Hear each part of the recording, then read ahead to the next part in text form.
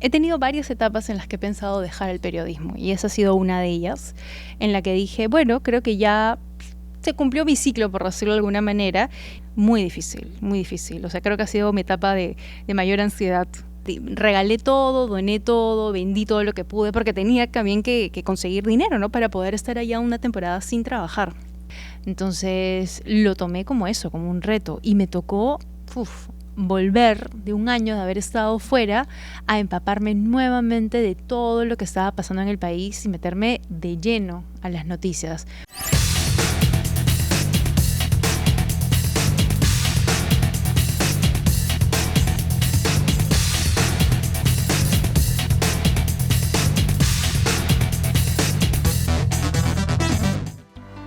Se formó en audiovisuales y soñaba con ser realizadora. Pero el destino tenía otros planes. Su carisma la llevó frente a las cámaras y desde entonces ha conquistado a la audiencia. Tatiana Alemán pensó en dejar el periodismo, pero su pasión la mantuvo firme. Hoy conduce el programa político de opinión 2025 en Panamericana, después de una trayectoria que inició en la radio y que hoy también la impulsa a liderar un grupo de mujeres que inspiran y transforman.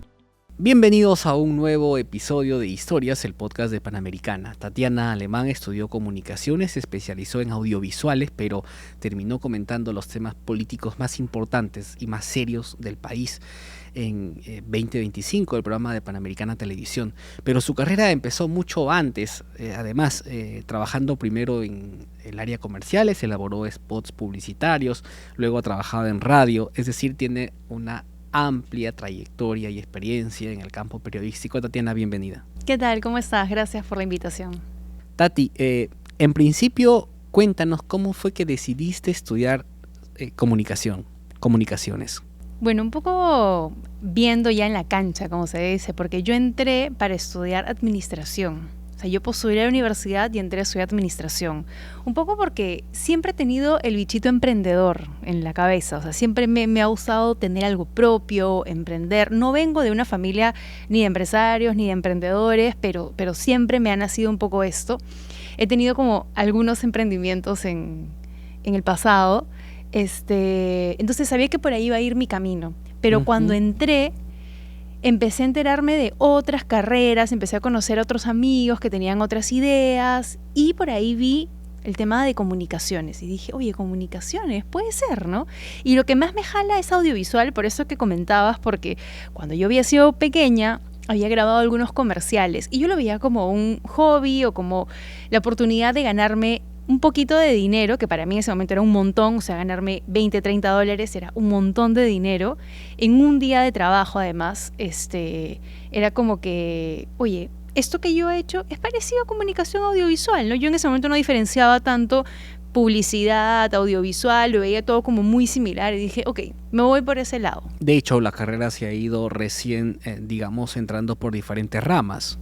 Exacto. Entonces yo en ese momento dije, ya, voy a irme para audiovisual y como tenía ahí el bichito emprendedor, dije, y voy a poner una productora, sí, ya me veía yo como que comprando mis cámaras, mis equipos, todo, instalando, no sé, en un espacio en la casa de mis papás, armándome algo. Ese por ahí era mi plan. Por ahí inició mi incursión por las comunicaciones. Y cuando me dices que eras emprendedora, o sea, ¿vendías algo? Sí, claro. Desde el colegio, por ejemplo, te enseñan un poquito a cómo funciona más o menos una empresa y nos invitaron como que a intentar formar una y así de manera muy empírica. Y con mis amigas, con una amiga en particular, que hoy es una gran empresaria de pasteles deliciosos, con ella vendíamos postrecitos, y vendíamos como unos barquillos rellenos de manjar blanco con chocolate, que rayaban en el salón, y vendíamos unas bolitas. O sea, tu negocio fue en el mismo salón de clases. En el mismo salón de clases, sí, claro. Ni bien llegábamos, teníamos trufas también, que eran como galleta de vainilla aplastada con manjar blanco y bañada en chocolate. ¿Y ustedes mismas lo preparaban? Nosotras mismas, sí. O sea, eran solo 2. Las dos. Y en verdad, ya no sé ni cuánto dinero sacaríamos, pero eso lo reinvertíamos y vendíamos más y nos íbamos a comprar. Ella ya conocía los points y armábamos todo. Nos quedamos hasta tarde, o sea, porque había que hacer tareas igual después del colegio. Nos quedamos hasta tarde. Cada uno en su casa nos dividíamos armando y al día siguiente a vender. ¿Y este emprendimiento ya no lo llevaste a la universidad? No. Ahí quedó. Digo, mi amiga sí se dedica a eso porque ella es muy buena y hoy tiene una empresa que vende pasteles, postres, catering, todo, sí, delicioso. Ahora, en la carrera de comunicaciones, ¿qué es lo que recuerdas de esa carrera? Porque claro, no es como ahora que ya la carrera profesional está mucho más específica, digamos, en el rubro, ¿no es cierto? Tal vez cómo era la percepción de los jóvenes sobre esta carrera en ese momento. No sé si es que estaba en apogeo, recién empezaba a surgir. Claro, de hecho yo estudié en la Católica y venía un poquito más atrás que otra universidad como por ejemplo la de Lima, ¿no? Que había tenido la Facultad de Comunicaciones muchos años atrás. Esta todavía estaba ahí caminando, empujando, modernizándose. A mí me gustó mucho la etapa de la universidad, pero es verdad que mis amigos tenían, como cualquier joven, la ilusión de ser grandes cineastas y tenían la ilusión de ser como que grandes realizadores audiovisuales. Y claro, yo en ese sentido siempre, debo admitir, me sentí un poquito ajena a ellos, porque yo no era como ellos de que se veían todas las películas y se comían todo lo que había en el cine y se veían todas las películas clásicas. Yo sí consumía porque lo tenía que hacer por la carrera, pero lo mínimo indispensable. O sea, nunca sentí como que mucho más allá esa curiosidad audiovisual como que yo veía en otros que sí la tenían. Y en un momento me llegué a replantear y dije, oye, tal vez yo debería estar estudiando comunicación social o tal vez periodismo, tal vez era otra mi rama en ese momento, pero decidí continuar. ¿Cuántos compañeros más o menos tenías? Ahí la promoción sería como de 60, 70 más o menos. De 70, ¿cuántos levantaban la mano cuando decían, de ustedes quiénes van a ser periodistas? ¿Cuántos levantaban la mano? No, lo que pasa es que ya estábamos, solo éramos audiovisuales. Solo éramos audiovisuales, estaban divididos. Los de periodismo estaban con solo periodistas, publicidad solo publicidad, y yo estaba solo con los de audiovisuales. O sea, ¿no tienes ningún compañero todavía en periodismo? O sea, con los que yo he estudiado, no, pero por ejemplo, en esa misma época estudiaba Brian Matías, que hoy está acá en el canal, pero él sí estaba en periodismo. Paolo Benza, que también muchos lo deben conocer, también estaba en periodismo. Y me lo he cruzado en la facultad, pero no estudiábamos en la misma aula, ¿no? Uh-huh. Y luego continuaste tu formación con destino a la producción audiovisual, pero esto se divide, claro, en diferentes ramas. Además está la publicidad, está el detrás de cámaras, el ser realizador, la edición misma. ¿En cuál de estas ramas tú te abriste un poquito más de paso, digamos? Mira, la primera, que fue uno de mis primeros trabajos, fue la radio, de hecho, porque un profesor de la universidad que me enseñaba radio, me jaló a mí y unos compañeros para hacer un trabajo. Y la radio me encantó desde el primer curso inicial que llevé en la universidad. Siempre sentí una conexión especial con la radio. Siento que conecta muchísimo con un solo elemento, ¿no? Que es la voz. Tienes que llegar a la gente. Y bueno, y ese trabajo era bien simpático porque lo que hacíamos... ¿Cómo era? Lo que hacíamos era viajar cada semana a una provincia distinta del país. Y nos reuníamos con comunicadores radiales, porque la radio es el medio más importante en algunos puntos del país, por no decir el principal, ¿no? Pero qué loco, viajar cada semana a una provincia. Pero imagínate, tenía 24 años, o sea, sin novio, sin hijos, sin mascotas, sin preocupaciones. O sea, para mí era el trabajo fantástico. Y además que al llegar... ¿Y a qué lugares fuiste? Fuimos a Cusco, hemos ido a Ayacucho, hemos ido a Puno, hemos ido a Huancavelica, Cerro de Pasco y bueno, algunas regiones más, pero yo de ahí dejé el trabajo porque entré ya a medios de comunicación. Pero era bacán porque llegabas a cada región y te reunías con comunicadores radiales locales de esa región, sí. Uh-huh. Y nosotros les dábamos una capacitación, el programa se llamaba La Radio Saludable. Y nosotros, en apoyo con personal de salud de la zona, les dábamos capacitaciones en temas de salud, en el sentido de que como ese tema tan complicado de salud, de alimentación, lo puedes llevar de manera más digerible a la gente que te está escuchando. Porque nuestro objetivo era que en un futuro se pueda reducir la desnutrición crónica infantil y la anemia. Una radio comunitaria, algo así. Exactamente, pero que ellos mismos, porque eran gente que tenían, que eran conductores o directores de medios importantes en cada región, entonces era importante que ellos entendieran esta importancia de comunicar estos temas para que los puedan trasladar. Bueno. Ustedes enseñaban, claro. ¿Y qué lograste aprender de ellos? Que eso es mucho más rico, además. Tenían una facilidad para hablar, porque a veces hacíamos estos talleres con muchas dinámicas, y yo los veía cuando ellos presentaban, que tenían una facilidad con el micrófono, un tono de voz que yo decía, wow, o sea, me lo imaginaba en la radio y decía, algún día quiero ser como ellos, algún día quiero hablar y tener la facilidad de palabra y esa entonación que le daban énfasis a algunas palabras, que arriba, abajo, y que captaban. Y yo decía, claro, con razón son los líderes de opinión en sus regiones, con razón la gente los escucha, porque realmente eran muy buenos. Los tiempos han cambiado en cuanto a la tonalidad, porque ahora no necesitamos tener una voz de trueno, por ejemplo, para comunicar. Es la comunicación más familiar, más cercana. Es cierto, ¿no? Más que ahora todos podemos comunicar, ¿no? O sea, con un celular ya simplemente prendes tu cámara, subes un TikTok y ya estás, no necesitas, digamos, mucho background.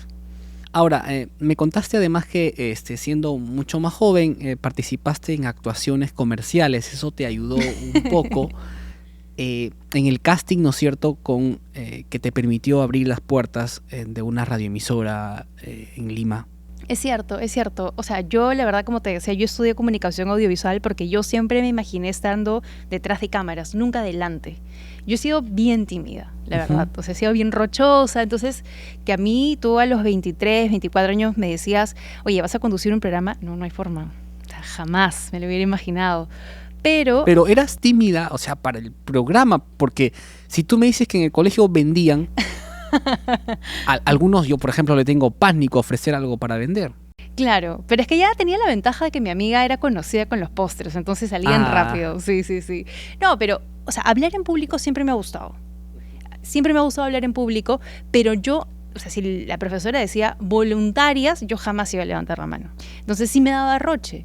¿Y qué pasa? Que un día yo estaba viendo que en la bolsa de trabajo de la universidad estaban publicitando un puesto para conductora de un nuevo canal de televisión y tal. Y a mí no me interesaba ser conductora. Pero mi papá me dice, oye, pero manda tu CV y van a ver lo que estás estudiando y pueden llamarte más adelante como asistente de producción. Y ahí fue que me llamaron para hacer un casting. ¿Fuiste al casting? Fui al casting. Pero fui como para pasar el rato. Fui muy relajada, te diré. ¿Y cómo eran los castings? Fueron 2 castings. El primero... me pusieron una pantalla de televisión apagada y me dijeron, imagínate que hay acá un Waze, como un Google Maps, un Waze, y tú me estás contando una ruta. Como las chicas de radio, ¿te acuerdas que antes te contaban, tal vía está congestionada, toma esa ruta, ¿no? Con dirección a... Exacto, ya, yo tenía que hacer eso. Ya. Yo, que no conocía mucho de las calles, entonces decía... En ese momento, ¿qué calle digo? ¿Qué avenida? ¿Dónde me bloqueé? Pero dije, no, ya, piensa en algo que sepas, que conozcas. Y dije algo, me imagino muy sencillo, no sé, fácil las calles de mi casa, como esto ya está congestionado, toma la paralela y se acabó. Y me imagino pues que lo habré hecho bien, no sé, porque me llamaron para una segunda etapa del casting. Y en esa segunda etapa me dijeron simplemente, háblanos por un tiempo determinado, nosotros te vamos a decir cuándo parar, de lo que tú quieras. Simplemente no dejes de hablar. Pero antes, en el anterior casting, ¿cuántos más o menos competían? No lo sé. Solo recuerdo que yo llegué y sí habían algunas chicas sentadas como esperando también. Chicas y chicos, pero no sé cuántos habrían sido, en verdad. ¿No conocías a nadie? No conocía a nadie. ¿Y en la segunda etapa, de qué trató? Eso que te digo, que me dijeron, háblanos de lo que quieras. Yo, cualquier tema, sí, de lo que quieras. Simplemente no te detengas y nosotros te vamos a decir como que ya, hasta ahí nomás, ¿no? Dije, miércoles, ¿de qué hablo? Y empecé a hablar como yo estaba estudiando audiovisual. de mi programa de edición que había aprendido. Había aprendido recién un programa de edición Premiere a usarlo, entonces empecé a hablar cómo editar, cómo usar las funciones para cortar, no sé, ya ni me acuerdo, pero solo hablaba de eso, y hasta que me dijeron, ya listo, gracias, pero ahí sí había más gente, me acuerdo.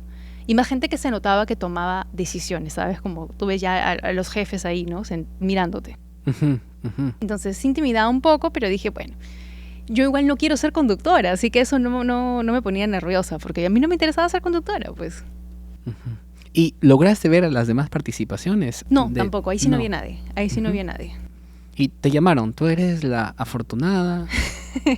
O sea, ni siquiera fue así, porque me dijeron como que ya, bueno, ahora pasa el examen médico, una cosa así, y claro, era básicamente mi primer trabajo, digamos, con todas las formalidades de la ley. Y me acuerdo que mi familia me dijo, oye, pero si ya te llamaron para el médico es porque ya quedaste, ¿no? O sea, no llaman al examen médico para todos. Y yo, sí, será, bueno, será, no sé, ya. Hasta que ya, bueno, me dijeron que sí, que empezaba el lunes. ¿Y te comentó el director, el jefe de pronto de este casting? ¿Te dio alguna retroalimentación? No, ya no recuerdo la verdad mucho de eso, pero lo que sí recuerdo es que llegué y estábamos en una etapa de preparar las cosas para el lanzamiento de ese canal. Entonces había mucho trabajo de por medio, ¿no? Mucho que practicar. RPP estaba lanzando su plataforma de televisión. Era Capital. Sí, que es parte del grupo RPP y estaba lanzando un canal de televisión, Capital Televisión. Y a mí me habían pasado la voz, o sea, yo había quedado para hacer un programa de tecnología. No sola, con una amiga. ¿Y por qué tecnología? Porque esa era la propuesta del director, o sea, del director del medio de ese momento. Quería hacer un programa de tecnología, lanzaban varios programas y este era uno de ellos, el de tecnología. Y yo no sabía nada de tecnología. Entonces me tocó estudiar muchísimo, o sea, prepararme mucho para poder hacer un programa de tecnología.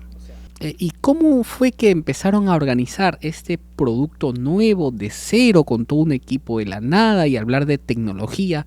Sí, o sea, el director es verdad que tenía ya más o menos planteada una estructura de cómo iba a ser el programa. No sé, vamos a presentar, por decirte, la aplicación del día, el videojuego del día. ¿Pero era diario? Era diario, 30 minutos todos los días. Y empezamos así a hacer la producción, a hacer nuestro colchón. Nosotras, porque éramos 2 conductoras, hacíamos un poco de todo. Hacíamos la preproducción, la investigación, si había que cubrir eventos, cubríamos eventos, editábamos las notas. O sea, ustedes mismas eran conductoras, pero también reporteras. Todo. Editábamos las notas también. Yo editaba las notas ahí, sí. Las subía al sistema, hacía la pauta, mandaba la pauta a Switcher y ya conducía. Hacíamos todo. ¿Cuántas personas trabajaban en este equipo que hacía posible informarle al país las noticias tecnológicas? O sea, las 2 conductoras. ¿Nadie más? O sea, toda la etapa de todo preproducción era nuestro. Y obviamente había un equipo de switcher, ¿no? O sea, había un director, una sonidista, playout, eso sí, normal para todos los programas. Pero si nosotras, digamos, nos enfermábamos o, no sé, faltábamos... ¿Adiós programa? Claro, porque nosotras hacíamos toda esa chamba, ¿no? Todo. Había una editora también, pero se encargaba de las ediciones de otros programas. Si en caso, no sé, estuviéramos saturadas, lo que fuera, nos podía echar una mano. Pero ella también tenía un montón de cosas por editar, ¿no? ¿Y ustedes iban a las ferias tecnológicas con poco a poco nos fuimos haciendo conocidas y nos invitaban. Sí, es verdad, nos invitaban. Entonces, podíamos cubrir, nos regalaban, bueno, entre comillas, cosas para sortear con el público que nos veía. Entonces, como que nos fuimos haciendo un poco conocidas en ese rubro. Y ahí empezaste a hacer reemplazos de conducción en algunas ocasiones, entiendo, pero no tenías todavía ni siquiera la posibilidad de tener la chispa política. No. Siempre había en ese momento el director de RPP. O sea, claro, para que se ubiquen, el grupo RPP es un edificio, Capital quedaba en el piso 4 y RPP los estudios, toda el área de prensa estaba en el piso 2, entre el 1 y el 2. Y siempre el director de ese momento de RPP subía y me decía, ¿y tú lees noticias? Y yo, sí, claro. ¿Y tú lees noticias? Siempre que me cruzaba con él, me decía, ¿y tú lees noticias? Y yo, sí. O sea, enterada estaba de lo que pasaba porque escuchaba Radio Capital todo el día. Entonces, estaba enterada de lo que pasaba, pero no a un nivel de profundidad. Pero sí sabía lo que pasaba en el día a día, ¿no? Escuchaba a los conductores, las opiniones de la gente y tal. Entonces me empieza a decir esto y un día me llaman para hacer un reemplazo. Y el reemplazo era domingos en la noche. O sea, en la tarde y en la noche.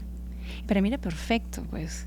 porque nadie ve televisión, o sea, de noticias es ahora. Yo decía, la gente está los domingos que ven, no, dominicales. Los dominicales, que se ocupan toda la cantidad de rating. La gente a veces en el día está haciendo, digamos, no sé, vida familiar, ¿no? Sus compritas, y en la noche se enteran de lo que pasa en los dominicales. Entonces yo decía, ay, genial, yo puedo practicar aquí, es una gran oportunidad para mí para practicar, para, no sé, cualquier cosita, porque no va a haber tanta audiencia.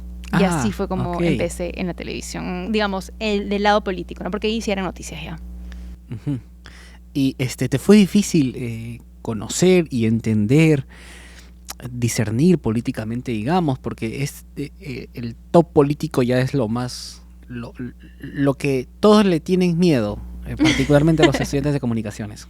Pero hay, bueno, o sea, y los periodistas también. Sí, pero también hay como que distintas, no sé si subrubros podríamos decir, porque también hay los que hacen noticiero, los que hacen programas de entrevistas y análisis, los que hacen dominicales, ¿no? O sea, como que también, digamos, se puede dividir también la política en distintos aspectos. Entonces, claro, yo he comenzado haciendo un noticiero y mira, yo venía con el chip de Capital y lo primero que me dijeron cuando empecé en RPP es: ¿aquí tu opinión? No importa. No. Porque en verdad te empapas mucho, ¿no? De cómo funciona y cómo es la dinámica de un medio en el que estás. Claro. Y ahí era tu opinión sí importaba, en el otro lado no importa. Claro. Y allá porque es informativo, ¿no? O sea. Exacto. En Capital así no conocía, o sea, tenías que opinar. Uh-huh. Todos teníamos que opinar. Y eso es lo que me gustaba mucho, ¿no? Porque creo que eso es algo que a veces se ha perdido un poco, porque buscaban ahí una opinión pero informada. O sea, que la gente se informe, sí, y que en base a esa información tú puedas construir un pensamiento, puedes desarrollar un pensamiento crítico y puedas construir una opinión. Y creo que eso es algo valioso y que deberíamos rescatar hoy. Te fue fácil porque, claro, pasar de la capacidad de generar una opinión crítica al nivel informativo es, digamos, en términos de comunicación, reducir un tanto, ¿no? ¿Te fue fácil en ese sentido? Más o menos, o sea, tú me veías, yo entraba al aire cuando ya me contratan, lo primero que hago es me dan un programa por las mañanas, como a las 10 de la mañana era mi programa, y yo llegaba al canal a las 7, a devorar todos los diarios, a escuchar la radio, a ver la tele, o sea, desde muy temprano consumía todo, me imprimía las noticias o me imprimía las columnas de opinión para leerlas, para subrayarlas, o sea, tuve que meterme rápido en ese modo político porque en los noticieros, o sea, tú hablas de todo, ¿no? Hablas un poco de todo, o sea, en un momento estás hablando, no sé, de Alan García, al rato de Ollanta y luego de Donald Trump y luego de Ucrania, o sea, tienes que saber un poco de todo y tienes que estar bien informado, entonces sí me tocó como meterme en esa vorágine de las noticias bastante rápido. ¿Y cómo terminabas el día? Agotada. Es bien estresante, a veces hay personas que probablemente no le entiendan mucho, digamos, el trabajo, la capacidad de procesar información y de escuchar varias voces a la vez. Ya tú misma decías, ¿no? El periódico a la vez, pero también escuchar la radio. Claro que para una mujer yo considero que es un poco más fácil concentrarse en varias cosas a la vez. Yo tengo muchas dificultades porque tengo el teléfono aquí, el televisor allí, el último minuto que sale por aquí. Una cosa a la vez. Dios. Y los hombres es por naturaleza humana, además. Es verdad, porque hasta ahora lo hago, ¿eh? Hasta ahora tú me ves, yo a veces estoy escuchando un podcast en mi celular o en la laptop, tengo la tele prendida con el canal. ¿Y no te desconcentras de ninguna de las dos cosas? Mira, es que depende. O sea, mi oído es selectivo, ¿no? O sea, capto algo por aquí, entonces le pongo más volumen acá, o capto algo por acá, le pongo más volumen acá, o entonces si ya esto es necesario, me concentro solo en esto, pero vamos escuchando varias cosas al mismo tiempo. Por eso se explica que las amas de casa entienden la novela o el noticiero y hacen bien la comida. Creo yo, ¿no? Bueno, yo siempre que cocino estoy escuchando algún podcast o estoy escuchando algo, ¿eh? Siempre. Yo escucharía el podcast y quemaría el arroz. Luego, ¿cómo te fue en la pandemia? Porque la pandemia fue complicada para quienes estuvimos o estamos en el mundo de la comunicación. Sí, la pandemia fue complicada. Fíjate que yo ahí tuve un momento en el que pensé dejar el periodismo. Y de hecho, he tenido varias etapas en las que he pensado dejar el periodismo. Y esa ha sido una de ellas, en la que dije, bueno, creo que ya se cumplió mi ciclo, por decirlo de alguna manera. Así que conseguí un trabajo, de hecho, para hacer comunicación interna en una entidad del Estado que no la voy a decir, pero como era justo época de elecciones, sí me dio un poco de miedo no tener estabilidad. Entonces preferí, digamos, seguir un tiempo más haciendo periodismo, además que siempre me gustaba el espacio en el que estaba, dentro de todo. Simplemente era esa curiosidad por probar otra cosa, ¿no? Por hacer otra cosa, a ver si me gustará o no. Y al final seguí haciendo periodismo. Viene todo este tema, bueno, la pandemia y en fin, y me tocó hacer programas de radio y televisión desde mi casa. ¿Y cómo fue esa experiencia? Trabajar en casa con el canal en casa. Con el canal en casa, exacto. O sea, llevaron toda, digamos, un pedacito del canal a mi casa, aunque no lo crean, en un cuarto, en una habitación. Me instalaron una pantalla de televisión, tenía una cámara, o sea, una pantalla donde ponían el logo del programa, tenía una cámara y 3 tachos de luz, 2 frontales y un back, y ya. Y yo todos los días me lo dejaron así seteadito, y yo todos los días, media hora antes, prendía todo, mandaba señal como de un reportero, tal cual, y así se acaba el aire el noticiero. Cuéntame entonces la experiencia del dominical. La experiencia del dominical... Wow, otra cosa, porque yo venía de hacer el noticiero, estaba haciendo noticiero, había pasado pandemia, después de esto que habíamos armado en mi casa, ya regresé al set con muchas precauciones igual y todo esto porque la pandemia seguía fuerte y me llamaron para hacer el dominical. Y claro, es otra experiencia porque claro, de lunes a viernes que yo lo tenía así, acá lunes y martes era un poco entre comillas más tranquilo y el fuerte es jueves, viernes, sábado y domingo, ¿no? Entonces, de prepararte, de ver qué está pasando igual en el día a día, la actualización, armar, no sé si habían entrevistas, es otra cosa, ¿no? Y en una situación además en el que el programa y el canal estaba en una situación compleja. Muy difícil. O sea, creo que ha sido mi etapa de mayor ansiedad. Sí, porque fue bastante complicado, ¿no?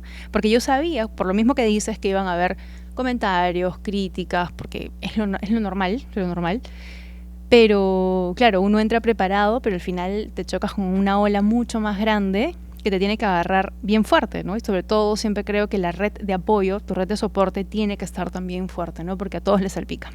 Fuiste al extranjero para hacer una maestría, continuar tu formación profesional y cuéntanos tu experiencia, principalmente de lo que lograste obtener y aprender allá. Ese fue otro momento en el que yo pensé que ya no iba a volver al periodismo. Te soy muy honesta porque, claro, yo dije, ok, siempre había querido irme a estudiar fuera, o sea, probar un tiempo vivir fuera, conocer otra gente, conocer otras culturas, otros países, pero no solo he tenido la oportunidad de visitar otros países, pero de turismo, y vivir es otra experiencia, entonces quería hacerlo, siempre tuve esas ganas, pero no había tenido, digamos, la oportunidad de concretarlo. Así que finalmente hace 2 años pude hacerlo, me fui a estudiar y dije, dejo todo porque no sabía si iba a volver al Perú, o sea, ese era mi plan. Dije, si me gusta, si funciona, si consigo trabajo, puede ser que me quede. Entonces, qué aventurera. Sí, dije, entonces me voy acá, regalé todo, doné todo, vendí todo lo que pude, porque tenía también que conseguir dinero, ¿no? Para poder estar allá una temporada sin trabajar. Y fue así y me encantó. Estuve en Madrid casi 1 año y la experiencia más rica para mí, más allá del aprendizaje académico, fue la gente. Porque pude conocer a mucha gente de otros países, de Latinoamérica, de Europa, y en verdad aprendes tantas cosas que eso me pareció fabuloso. ¿Cuánta diferencia en el ejercicio periodístico en España con el Perú? Es que yo estuve desconectada de la práctica periodística. O sea, la consumía como espectadora, ¿no? Y algo que sí me sorprendió, un hecho en particular, fue que hubo unos días que se presentó una dana, una corriente de tormenta, o sea, muy, muy fuerte. Y claro, los noticieros entraban, era un domingo, todos estaban en casa, la recomendación era no salgas de casa porque caía muchísima lluvia, se habían cerrado las estaciones del tren y tal. Entonces estábamos todos en casa mirando las noticias y las noticias transmitían, un punto acá, cómo está la situación aquí, cómo está la situación aquí y aquí, listo, sigan con la programación. Y yo decía, oye, si estuviéramos en Perú, tendríamos transmisión ininterrumpida todo el día de cómo está cayendo la lluvia, cómo está la señora aquí, cómo está la señora, todo el día, o sea, saturando un poco al espectador, a lo mejor, con la información. Aquí era solo un rato, seguían con la programación, y al rato si pasaba algo entraban, y seguían con la programación, y dije, mira, al final es un domingo, ¿no? Entonces sí me pareció, esa diferencia sí me pareció notable. Y claro, yo quería más información, era entrar a buscar por redes, porque estaba más acostumbrada a lo otro, ¿no? ¿No estuviste desconectada de la realidad peruana? Sí estuve. O sea, yo me lo propuse. Me conectaba con la realidad peruana de vez en cuando, porque obviamente mi familia estaba aquí, entonces sabía lo que estaba pasando, pero no al nivel, digamos, de Tatiana, la periodista en Lima. O sea, no, para nada. No leía tanto diarios, revisaba por ahí de vez en cuando, como para estar un poco al día, porque obviamente, como te decía, conocías personas de otros lados del mundo y te preguntan, ¿no? Como que, oye, he escuchado esto de Lima, y he escuchado esto del Perú y tal cosa en Cusco y no sé qué.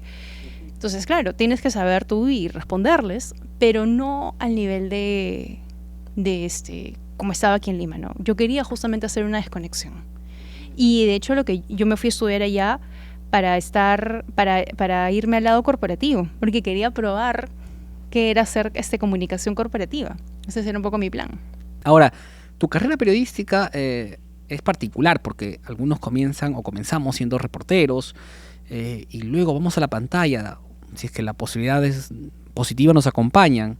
No, en el caso tuyo no, empezaste siendo presentadora, pero luego has tenido la suerte y la posibilidad de hacer reportajes, incluso de investigación como reportera.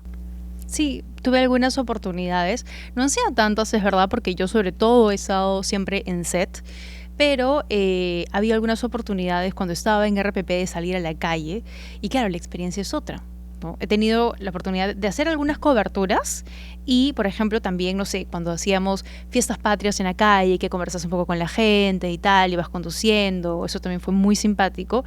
Y luego cuando estuve en el Dominical tuve la oportunidad también de hacer algunos reportajes, que es otra cosa, ¿no? O sea, es como cuento una historia que sea atractiva en 15, 18 minutos. Uh-huh. Entonces, sí, es mis respetos a todos los reporteros en general, a los reporteros en general, ¿no? Porque encima ahora que la situación está más complicada para ejercer periodismo, entonces es una tarea bastante difícil, ¿no? Y fue en ese momento fue retador, ¿no? ¿Y cuál es el ciclo que seguiste para hacer tu informe, por ejemplo, de investigación como reportera? Me apañé mucho, o sea, me junté mucho con el director de ese momento, con director y productor, para primero tener clara la idea de lo que buscaba transmitir. Luego, el reportaje en particular, el que te estoy contando, trató de recrear la historia de 3 familias uh-huh. que estaban a raíz del cambio de gobierno y a raíz de la salida, entre comillas, de la COVID, estaban enfrentando problemas económicos. Entonces era ver si realmente estaban con problemas económicos, lo podían sobrellevar o de pronto no, pero a nivel alimenticio. Uh-huh. O sea, están comprando menos cosas, les alcanza, está más caro hacer el mercado, de pronto han tenido que compran menos pollo, ya no alcanza para comprar pollo, la ollita común cómo funciona. Entonces buscamos 3 familias con diferentes ingresos y era un poco contar eso, acompañarlas al mercado, acompañarlas a hacer su rutina del día. Entonces tuve la suerte, en verdad, de caer en 3 familias muy simpáticas que me mostraron un poco de la situación que estaban viviendo y creo que lo pudimos recrear de esa manera, ¿no? O sea, contando lo que estaban viviendo. ¿Cuál fue lo más difícil de elaborar un reportaje de investigación? Yo me conmoví mucho, ¿no? O sea, con la familia más humilde con la que tuve contacto, me pareció durísimo porque recuerdo que entramos a su casa y tenía un refrigerador en casa, el refrigerador estaba completamente vacío. Uh-huh. Entonces, claro, y la mamá era mamá, papá e hijo. Y el hijo era muy chiquito, ¿no? Tenía 3, 4 añitos. Y la mamá trabajaba en la olla común del asentamiento humano para que con ese trabajo ella pueda conseguir alimento para su esposo, para ella y para su pequeño. Si ella no trabajaba, no tenía eso, porque lo que, digamos, el papá ganaba en el día no alcanzaba para todo.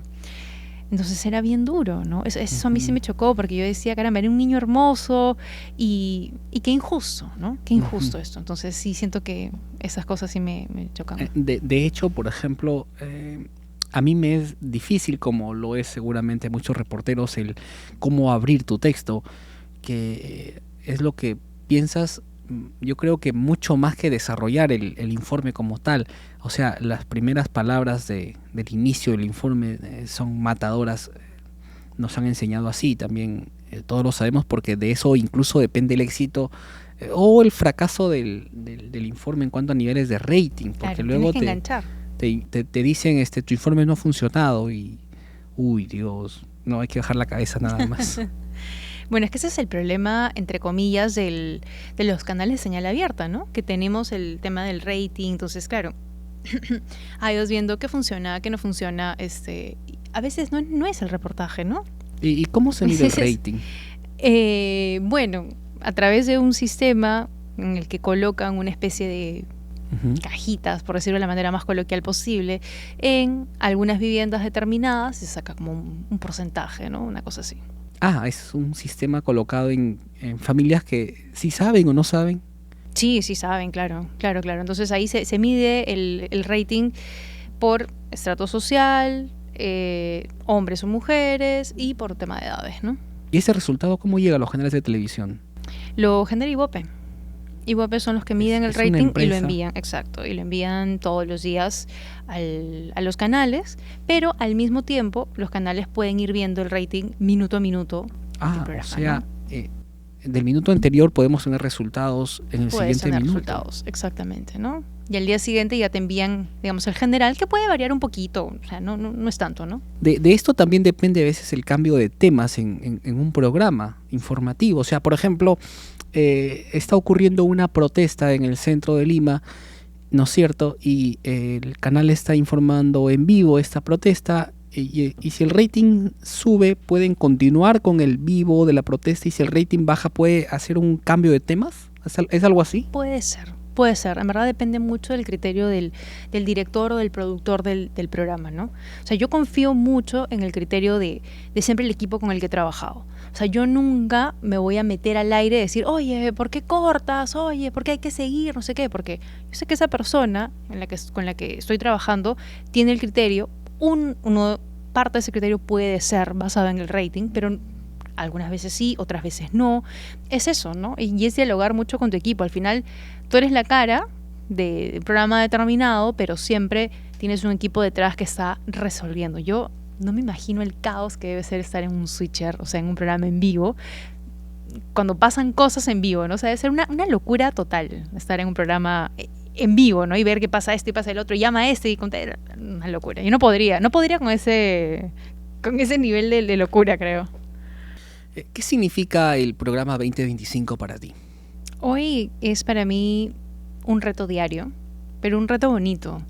Es un programa que, digamos, como te había contado en un momento, no estaba necesariamente en mis planes, en el momento que me llaman de Panamericana y me dicen, oye, ¿te gustaría hacerlo? Pero cuando recibo esa llamada fue para mí de mucha ilusión, fue de, oye, qué bacán, primero que estén pensando en mí para hacer este proyecto, ¿no? Para continuarlo, porque ya el programa ya tenía un tiempo aquí en el canal, entonces lo tomé como eso, como un reto, y me tocó volver de un año de haber estado fuera a empaparme nuevamente de todo lo que estaba pasando en el país y meterme de lleno a las noticias.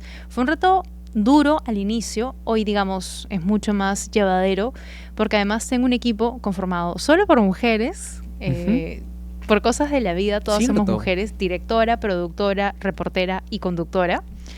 Y nos llevamos muy bien, ¿no? Nos llevamos muy bien. A veces ellos nos dicen, no, pero a veces las chicas pueden chocar unas con otras, y aquí por lo menos no ha pasado. Tenemos muy buena comunicación. La pauta de 2025 es bastante cambiable además. ¿Hasta qué hora pueden ajustar temas ustedes? Hasta el en vivo. O sea, ha pasado a veces, fíjate, un día estábamos por entrar al aire y un viernes como a las 9:40 fácil, el noticiero de 24 horas entra al aire con Trujillo y se había caído el techo del centro comercial. Entonces, claro, tenían recién como que el último minuto, primeras informaciones, todo era muy confuso en ese momento, y a las 10 hemos entrado con la noticia. Y hemos hecho al final todo el programa de eso. O sea, toda la pauta que teníamos, chao, porque esa era la noticia y teníamos que estar ahí. Lo mismo pasó otra vez que estábamos arrancando con nuestra pauta y de pronto liberaron a una empresaria que había estado secuestrada y esa era la noticia. Entonces entramos con eso y el programa ya giró en torno a eso, ¿no? Entonces, cuando estamos en vivo, la pauta puede cambiar. Qué increíble. Y claro está que 2025 toca además los temas políticos, particularmente más de mayor interés de la ciudadanía. Y es convertir, ¿no es cierto?, la política dura y pura para que ésta sea amigable, didáctica con el público. ¿Cómo haces para que el programa sea apto para toda la familia? A mí me gusta mucho contar historias, contar las noticias, me gusta mucho. Entonces, para mí es muy simpático contarte lo que está pasando. Pero no solo que te quedes con, bueno, eso es la noticia, eso es lo que ha pasado hoy, sino que qué viene antes de eso, ¿no? ¿Qué pasó antes de eso? ¿Cuál es el antecedente? Y si esta situación se agrava o no pasa, no cambia, estos pueden ser los caminos. Entonces, esa es un poco, digamos, la forma en la que a mí me gusta contar lo que está pasando en el día. Y nosotros solemos elegir 4 temas en el día, 5 temas, dependiendo de la coyuntura entre nacionales e internacionales. Algunos simplemente los cuento yo, otros los contamos en un reportaje y otros a través de entrevistas. Entonces, es un poco el formato en cómo nos dividimos los temas, ¿no? Pero durante el día tú estás pendiente de los medios de comunicación, todos. ¿Ves los noticieros? Todos, absolutamente todos. Estoy prendida a la tele, como te decía, en el celular o en el laptop con podcasts generales que voy escuchando, que voy viendo y también leyendo diarios, ¿no? Eso, ¿y cómo es tu itinerario? A ver, yo me despierto temprano, me despierto a las 7:30 de la mañana. Máximo, sí, porque lo primero que hago al despertar es hacer deporte. Okay. Es parte de mi rutina. Ya se ha vuelto parte de mí, entonces me despierto, hago deporte. ¿Y eso lo haces en casa? ¿Vas a un gimnasio? No. Voy como a un centro de ejercicios de deporte, no es un gimnasio como tal. Ok. Entonces ahí hago deporte 1 hora. ¿Bailar? ¿Algo así? Es bicicleta. O sea, es como que un ejercicio con bicicleta y música. Se llama indoor cycling. Hago eso y hago también ejercicios de fuerza. O sea, los voy alternando. En ese momento estás desconectada de las noticias. Totalmente. Esos son 60 minutos solo para mí. Ahí sí dejo el celular así, volteado y chao. Y luego regreso a casa, me baño, desayuno, pero en lo que estoy, digamos, preparando el desayuno, ya estoy viendo noticias. Es más, de que salgo del centro de entrenamiento, ya estoy volviendo a mi casa escuchando noticias. Entro a mi reunión con los chicos del equipo de 2025 y ahí ya tengo más o menos la pauta, entonces ya puedo ir armándola, preparo mi almuerzo, me tomo una siesta y, luego me vengo al canal. ¿Necesaria la siesta? Para mí sí. A veces ¿Cuánto no tiempo puedo más hacer. o menos? Trato que sean 30, 40 minutos, una cosa así. A veces no me alcanza el tiempo, a veces no puedo porque hago otras cosas en la mañana, voy a visitar a mi abuelita o no sé, pronto almuerzo con una amiga, lo que fuera, y ya simplemente me vengo. ¿Tienes podcast aquí en Panamericana? O tengo un podcast, como que hoy día no hubo siesta.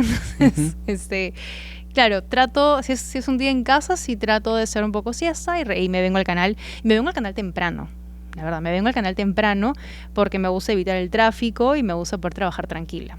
También te he visto conversando con los chicos, dictando, ¿no es cierto?, algunas conferencias, clases, particularmente universitarios, contando tu experiencia con ellos y gusta escuchar mucho las experiencias porque es el camino ya recorrido y el camino que probablemente en algún momento te toque recorrer. Sí, y a mí me gusta escucharlos a ellos, la verdad.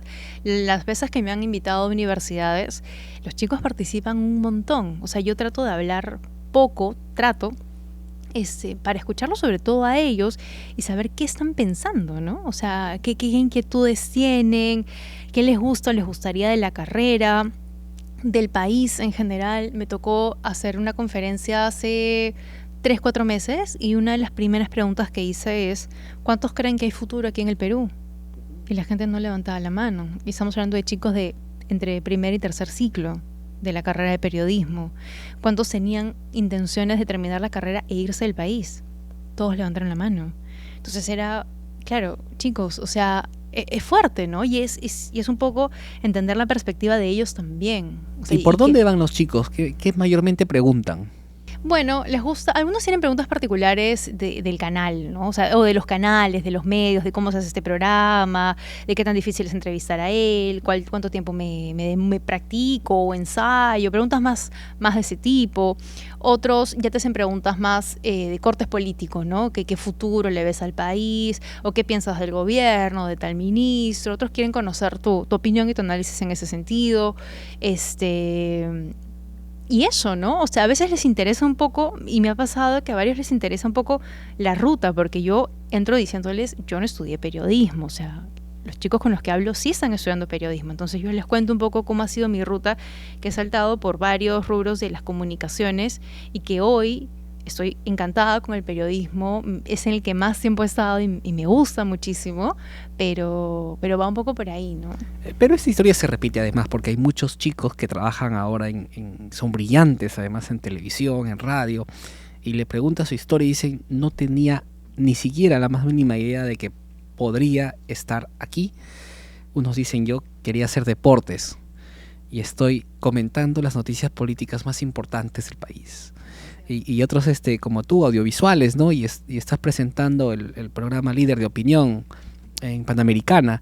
Pero no es lo único que haces porque también estás en un proyecto de mujeres emprendedoras. Este proyecto que yo tengo junto con mi hermana se llama Up Woman y es un proyecto que busca que a través de la comunicación efectiva, o sea, a través de enseñar técnicas, herramientas de comunicación efectiva a mujeres que están trabajando o que están por trabajar, puedan ellas lograr alcanzar mayores puestos de liderazgo. Todavía la brecha es bastante amplia. O sea, para conectar, ¿no es cierto? No necesariamente siendo comunicadora, sino de cualquier profesión. Lo que pasa es que estamos convencidas que los líderes no solo necesitan el conocimiento académico que te lo dan las escuelas, las universidades y todo, sino que además necesitan otras habilidades blandas y una de ellas, además de liderazgo, negociación y otras, pero la principal es la comunicación. ¿Cómo lo haces? ¿Mediante un taller, charlas? Exacto, a través de talleres en los que compartimos con grupos pequeños de mujeres de distintas edades. Y es un espacio muy bacán porque todas se juntan y todas, independientemente del rubro en el que estemos o en la etapa en la vida en la que nos encontremos, todas tenemos muchísimas similitudes porque, claro, ser mujer corporativa es complicado en algunos aspectos, ¿no? Sobre todo en determinados rubros. ¿Y cómo te pueden encontrar? ¿En una web? Sí, la web estamos por lanzarla, pero estamos ahorita en redes sociales, ¿no? Como Up Woman nos encuentran en Instagram, estamos en LinkedIn, en Facebook también, y muy pronto vamos a lanzar la web. Qué bien, te deseo suerte en este Gracias. proyecto ahora en web digital. Gracias, Tatiana, por estar aquí en el podcast de Panamericana. No, a ti, Giancarlo, ha sido un gusto poder compartir contigo, con tu público también, conversar un poquito de todo, que me conozcan un poco más, no solo Tatiana, la que está en la televisión, en Panamericana, sino un poquito que conozcan también de mi historia. Eso es, y los espera en 2025 en Panamericana Televisión. Gracias. Panamericana.